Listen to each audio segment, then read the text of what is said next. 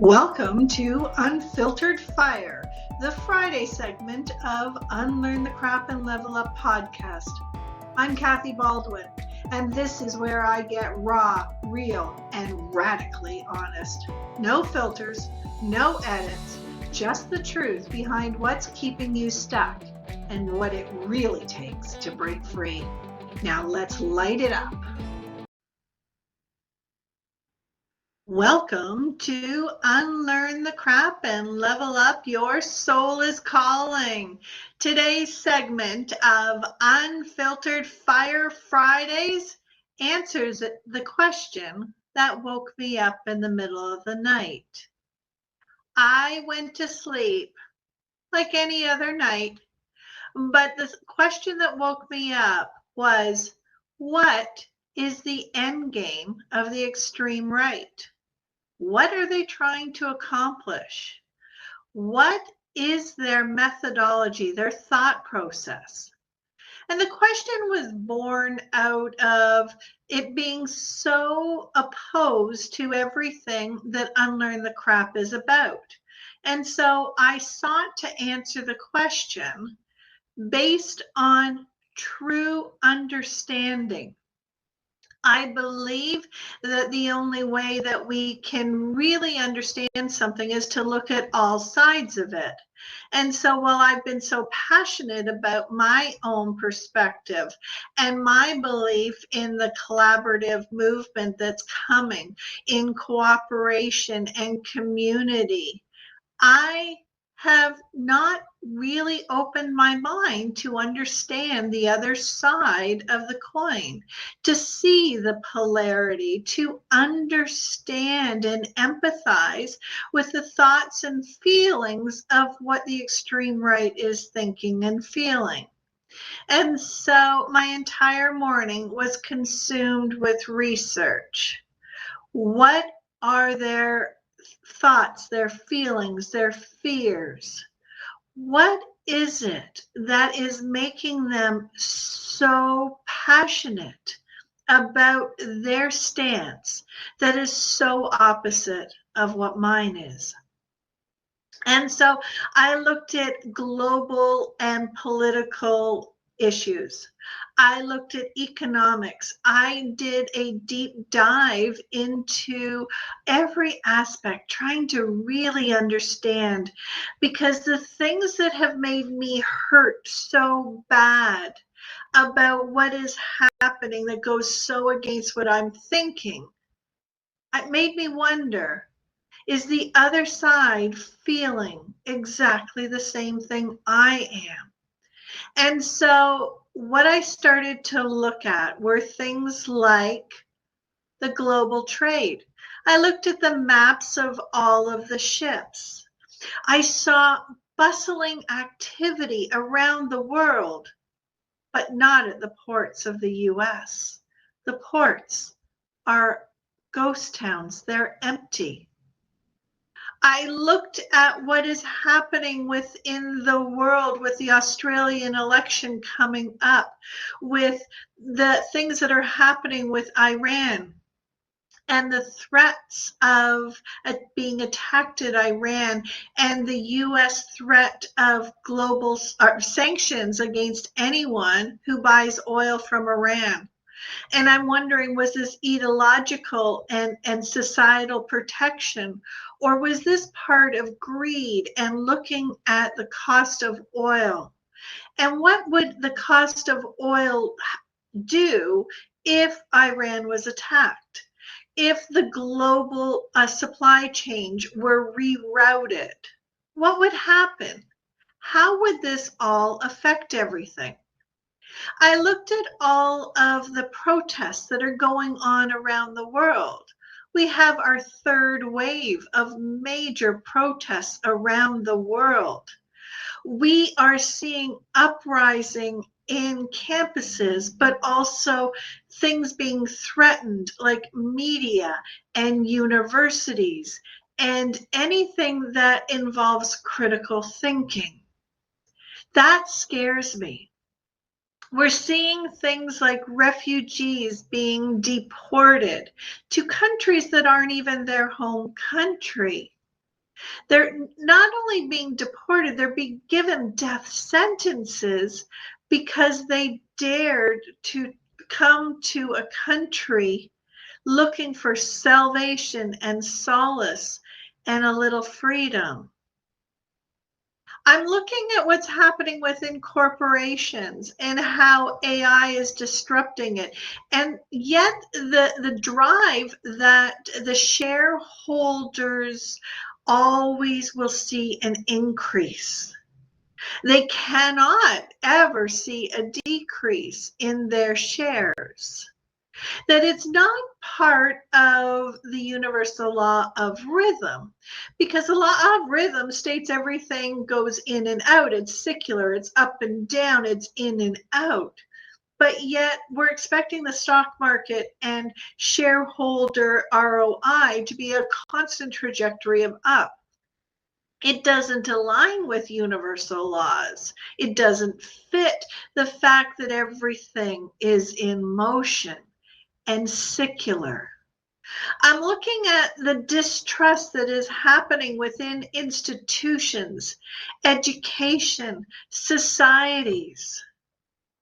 There are so many contradictions that are happening. This, for me, mirrors what I grew up with. I grew up as an OG Gen X, and everything was a contradiction. Everything was rise up higher, but stay small. Be empowered, but don't disrupt. Everything in my upbringing was always a contradiction of black and white, and I was always confused. And that confusion manifested as disease. It created mental health issues. It created physical disease. It created physical breakdown of my body. And so while I was looking at the correlation between the macro and the micro, what is happening within me versus what is happening within our world, what is happening within individuals versus what's happening within the collective, there is such a similarity that I had to think about the universal law of correspondence. The universal law of correspondence talks about the fact that there is a direct correlation between what is happening inside and outside, what is happening on the micro and the macro levels, what is happening on the individuals versus societal, what's happening within countries versus globally. We are all one. We are all interconnected, interrelated beings. We cannot separate that correspondence. We cannot think that what we are experiencing, or our country, or our society, or our organization, or our company is isolated from the whole, because it isn't. It's all interconnected. And so if we live in a world of contradictions, that's the law of polarity. The law of polarity states that there must be a dark for every light. There must be a masculine for every feminine. There must be chaos for every order. And so when we are in all of this tension, this movement that's happening within the world, when we see isolation, we know that we are in some really profound times of change. You know that I like the symbolism of giving birth. The symbolism of giving birth is that there is a gestation period for everything, that it must include the masculine and feminine to create, that the actual creation is also a destruction. It is chaotic. It is painful. It will end a current state of being to create a new state of being. And that's where I see that we are. And so the question came to me, what is gained by disconnecting from the whole, which is not really possible. Actually, it's not possible at all to disconnect. The only thing we can do is perceive a disconnection. We can't disconnect from the energy that is all. But we can feel separate by feeling that our body is different than the air environment around us. It is a perception because we are on the surface level seeing these variances to create depth of our understanding and our experience. It is about contrast so that we can experience, because we cannot experience everything when we're in the sameness of it. We could not know the differences of hot and cold if everything was hot all the time. So contrast is important for clarity. Contrast is really important for our ability to discern, to make choices, to consciously create. And so that brought me to the question, what are the ascension levels? I mean, I've studied the emotions scale. I've gone through all the different levels of frequency, brain waves. I've looked at frequency of emotions. I've looked at all this, but I never looked at it from the spiritual ascension. So while we're dealing with the political that's happening, while we're dealing with these world events that are going on, and we're only talking about it in the physical, but yet we need to talk about it in the emotional, which I just did when I was talking about fear and greed and isolation. And we need to look at it through the lens of the universal laws. But let's look at it from the spiritual ascension, because that is an aspect of what we're going through. And so the ascension models I looked at, very similar to the law or the scale of frequency of emotions, but also very similar to Maslow's hierarchy of needs. So level 1 is survival. It's also connected directly to the third part of our brain, the reptilian part of our brain, that is all reactive, survival based. That is where the low levels of emotion are residing, those shame and fear and guilt. And when we look at it from a political stance, that level 1 spirituality in our political is the authoritarian regimes. It is oppression. It is the North Koreas. It is the control, the holding on to power. That is the level 1 spiritual ascension within our political models. Level 2, that is control. That is with our desire, our pride, anger. And we're seeing this in the extreme right that is happening in the national Christianity that is happening. It is about dominance. It is about pride and anger. There's so much anger that is happening in the world, and I don't understand it. And so my not understanding it drove me to seek for answers.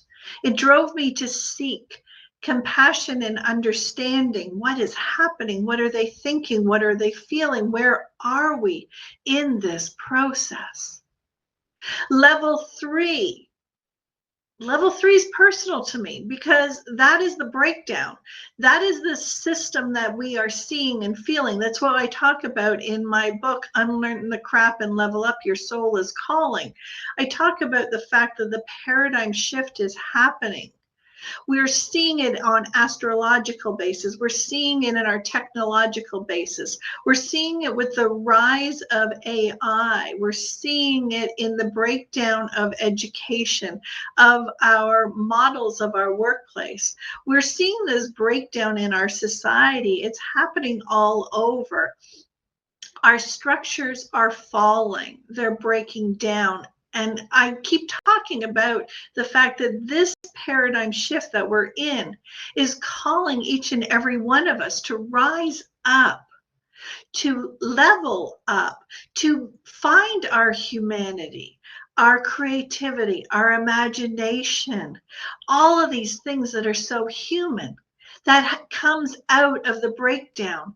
And for me personally, you know that my breakdown took all of that away from me, and it broke me down so that I could have my breakthrough.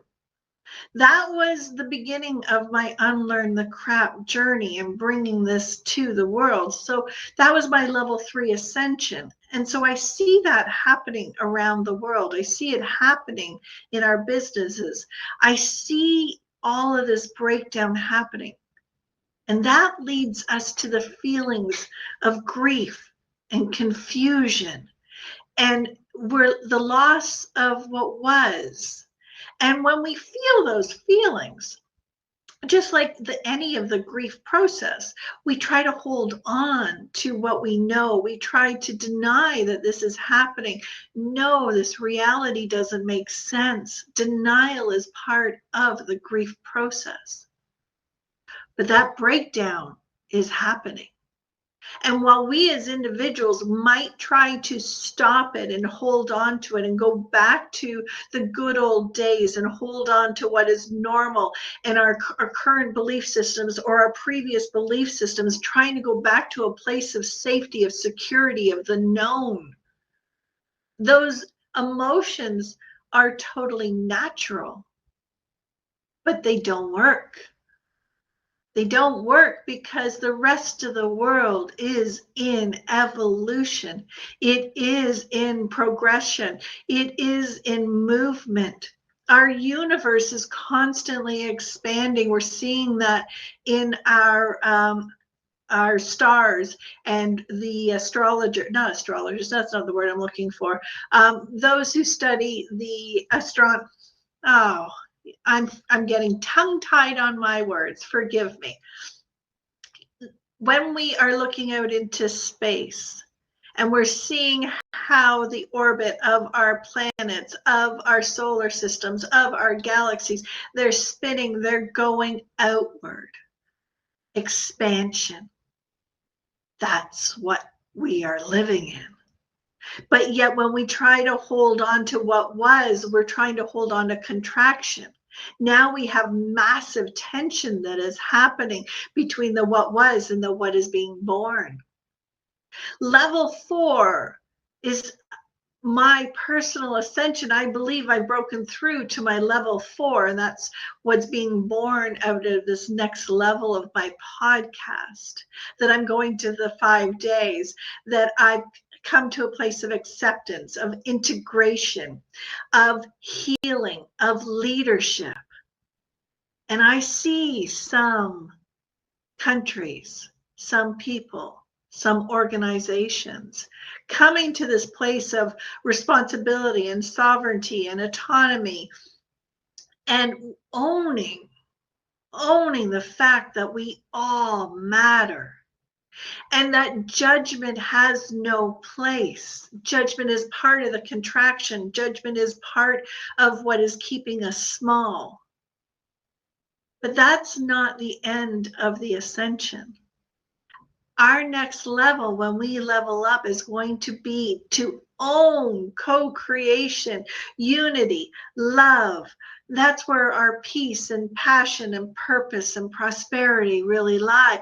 We need to own this level so we can rise up and level up to the next level. That's what's happening within us individually. That's what's happening within countries. That's what's happening within our world. So the question came, where are we? I'm in Canada. The election just happened.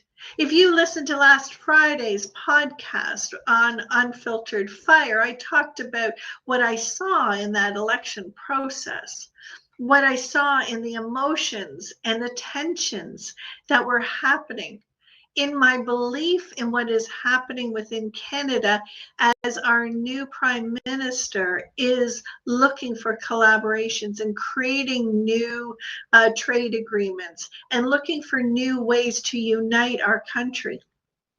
And then I look south to our neighbor that I and my Canada always felt like the United States was our sister, our brother. We were that close. We were that similar, but we're not anymore. Now we're feeling attacked and isolated and disconnected. And when I look at what is happening within the political system of the United States, I am seeing level 2, level 3, the control, the breakdown, the anger, the pride, the confusion, the grief. All of these things are bubbling up. And I know that it is part of the universal law of rhythm. The seasons come, the seasons go. We must break something down in order to have our spring. We must have our winter in order to have the harvest. We must go through all of this, but it's not easy. And so while I think about the question that started this whole process is, what does the extreme right, what do they want? When I think about how they want isolation and they want to be independent and totally dependent upon themselves, they want to remove themselves from the system that is our global system, as if they can stop being a part of the flow. What's going to happen? The thought that came to me was, if the rivers are flowing and you don't want to be a part of it and say, no, I'm just going to hold on to my own water. I'm not going to share my water. I'm not going to ask for any water from you. I'm just going to have my own water. Well, it makes me think of the stagnation that happens when we dam up a water flow. When disease starts to foster in that environment because it's out of the flow, what is going to happen if they actually succeed in disconnecting from that which is interconnected, interrelated? We know it's not possible physically, energetically, but it is perceptionally, it is experientially. We can feel that disconnection. What will happen to that country, those people, the systems, when they are alone on an island, outside of the natural flow that everyone else is enjoying?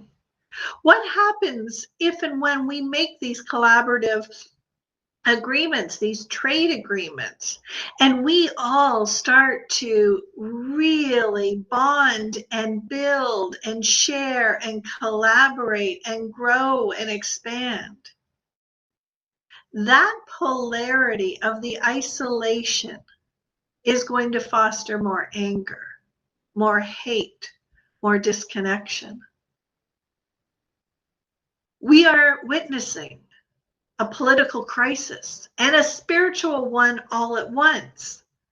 It's happening in multiple places around the world. I only talk about the United States and Canada because that is the world and the environment that I personally am living in. And the other thing that I'm noticing about the extreme right is how women's rights and autonomy, family values are being challenged. After I grew up in an environment where those were naturally went through their expansion and came to be. It was part of the human rights evolution. It was part of acceptance and growth. And it's now starting to revert. It's starting to close back. It's starting to go back into control. It's not possible. It's not possible, and it doesn't fit with what I think and feel and believe with my unlearn the crap philosophy. And I think about those men. I think about the men who are feeling lost and disconnected. Their roles are changing, and so they're trying to control women and women's rights and women's autonomy and women's health. That whole thing about your body, my choice. when I see laws happening and debates by men talking about women's rights and women's bodies and women's health when they have no experience of it. I just can't understand how that fits with expansion. And it's because I'm so ingrained in acceptance of what is that I struggle to understand why someone wants what was. I do know it's part of the central nervous system of fear. It is part of the survival mechanism. But when I think about these men feeling lost and going into anger and control, I wonder, are they feeling what us women felt when we were seeking our equal rights? Are men as a society feeling the loss of their world that they've always known the same way that other minorities, other cultures, other gender identities have been feeling all along? Are they experiencing that fear of being attacked, of losing their power, their voice, the same way so many others have been feeling for thousands of years? Is this part of the cycle? I do not believe that worthiness is based on what we provide. I lived that crap for so long, thinking that I needed to earn my worthiness. It made me sick, literally, figuratively, emotionally, spiritually. And that's what I'm seeing in our culture right now. But yet, rising to the divine masculinity is the exact same thing as us women rising to our divine feminine. It is not about taking something away from somebody else. Instead, it's about owning personal alignment, owning personal empowerment. It is about accepting the wholeness of all of our emotions, all of our diversity, all of us, because we all are all of it all. We are not just one thing. There is no only masculine without feminine as a part of it. There is not only anger and control without the chaos and the beauty. Everything is all. And I remember a time when I used to have a hard time wrapping myself around these esoteric thoughts. But the more I experience it, the more I understand that when I tried to divide myself up into pieces, into labels, I disconnected myself. But when I integrated all aspects of myself, when I accepted the good, the bad, the ugly, when I accepted the strengths and the weaknesses, when I accepted every part of me, that's when I healed. That's when I became whole. And I'm seeing that same struggle happening in our world, in our cultures, in our politics, in our financial environments. What we are seeing is chaotic, but it is breaking us out of our autopilot. Fear is not a sign to turn around and run and hide. We would not have survived all of this evolution if that's what it meant. Fear means wake up. You are in a place where you need to make a decision, where you need to make a courageous, conscious choice. That's where we are right now. We need to choose our consciousness on purpose, on design, consciously choosing what and who we are, what we stand for.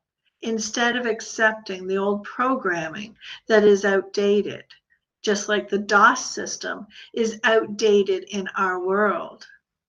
We are evolving. And the chaos that we're experiencing geopolitically, the isolation, the disconnection, it is part of our spiritual ascension that we're experiencing in our politics, in our world. We can't meet it with a place of equal hatred, because whatever we meet with, we're only going to expand. So if we don't want the hatred and the fear and the anger and the greed, and we're looking to find a place of conscious creation, a place of community and collaboration and cooperation, of our humanness, we must meet it with those feelings of open arm acceptance, of understanding the struggle the other side is feeling, of finding a place of decision and accepting that those who do not want to evolve or ascend are going to fall away. They are going to lose. You can't fight natural laws. You cannot fight evolution. You cannot fight change. Change is a constant.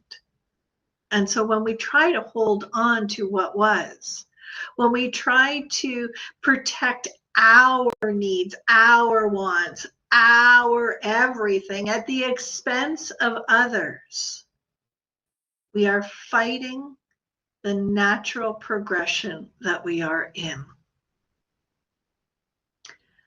It is not a time for rejection. It's a time to repair. It is a time to rise. It is a time to level up. It is happening with or without us. The design is that it's to include all of us. But if you're going to hold on to the old safety nets, the old comfort zones, you're going to be left behind. That scares me. But I've come to a place of acceptance that it's each and every one of our choices what we choose. Do we choose to move into healing and unlearning and acceptance and alignment? Or do we want to fight and get others to be controlled and imprisoned so that they can be subjected to our will? As if our will was the almighty, as if our thoughts were the be all end all. The arrogance of thinking that our opinion is more important or has more value than others, instead of just seeing it as a different perspective, as a different flower in the garden, as a different tree in the forest. It doesn't make another wrong. It just shows our variances, our differences. It contrasts the beauty within each of us.